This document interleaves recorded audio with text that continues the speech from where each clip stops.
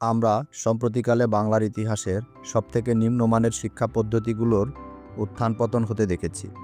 আর এরপর থেকেই মূলত আমাদের মনে প্রশ্ন আসতে শুরু করেছে যে আসলে আমাদের দেশের প্রেক্ষাপটে সবথেকে উপযুক্ত শিক্ষা পদ্ধতিটি আসলে কেমন হওয়া উচিত। আমরা আজ এ বিষয়ে বিস্তারিত আলোচনা করব। তো চলুন মূল ভিডিও শুরু করা যাক। শিক্ষা পদ্ধতি নিয়ে আলোচনা করার পূর্বেই বলে নিই, শিক্ষা বলতে আমরা সাধারণত কী বুঝি। এক কথায় বলতে গেলে উত্তম রূপে জীবনযাপনের কৌশল রপ্ত করাই হচ্ছে শিক্ষা। এখন স্থানকাল পাত্রভেদে জীবনযাপনের কৌশলেরও ভিন্নতা রয়েছে, আর এই ভিন্নতা অনুযায়ী প্রস্তুতকৃত কারিকুলাম এবং এর আনুষঙ্গিক বিষয়সমূহকে একযোগে শিক্ষা পদ্ধতি বলা হয়। যে দেশের শিক্ষা পদ্ধতি যতটা নিশ্ছিদ্র, সে দেশের সফল মানুষের সংখ্যা তত বেশি।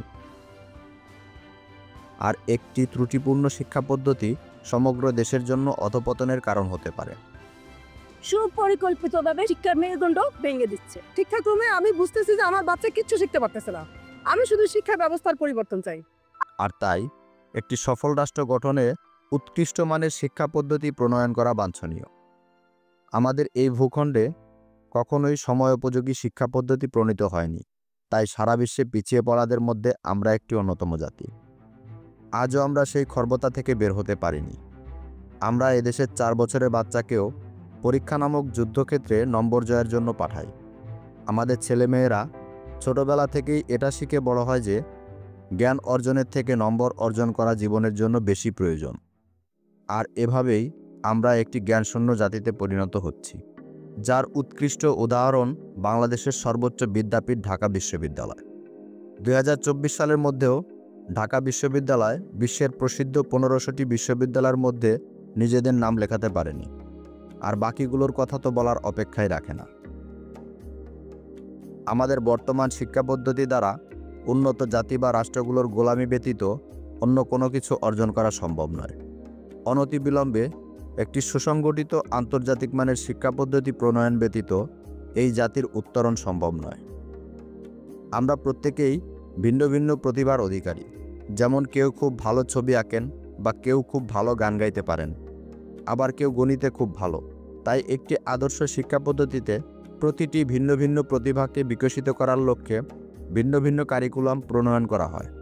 যেহেতু প্রতিটি মানুষের আইকিউ স্কোর এক নয়, তাই শিক্ষার্থীদের আইকিউ লেভেল অনুযায়ী শ্রেণীবিন্যাস করা একটি আদর্শ শিক্ষা পদ্ধতির অন্যতম কাজ।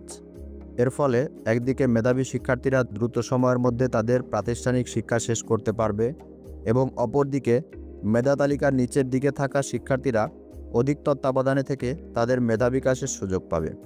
ফলে ঝরে পড়া শিক্ষার্থীদের সংখ্যা কমে শূন্যের কোঠায় নেমে আসবে।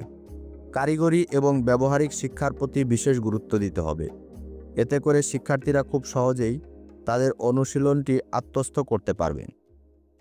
একটি বাস্তবমুখী এবং সময়োপযোগী কারিকুলাম প্রস্তুত করা, যার ফলে শিক্ষার্থীরা তাদের কর্মজীবন এবং ব্যক্তিজীবনকে সাফল্যমণ্ডিত করার পক্ষে প্রয়োজনীয় রসদ পেয়ে যায়। এমনই আরও বহুমুখী সংশোধন এবং সংযোজনের মাধ্যমে এদেশের শিক্ষা পদ্ধতিকে সমৃদ্ধ করা সম্ভব। আমাদের এই ছোট্ট ভিডিওতে যতটুকু সম্ভব শিক্ষা পদ্ধতি সম্পর্কে সংক্ষিপ্ত আলোচনা করেছি। যদি ভিডিওটি আপনাদের এতটুকু ভালো লেগে থাকে তাহলে অবশ্যই লাইক এবং শেয়ার করবেন। আর হ্যাঁ, এমন তথ্যবহুল আরও ভিডিও দেখতে চাইলে অবশ্যই চ্যানেলটিকে সাবস্ক্রাইব করে রাখবেন। ধন্যবাদ সবাইকে।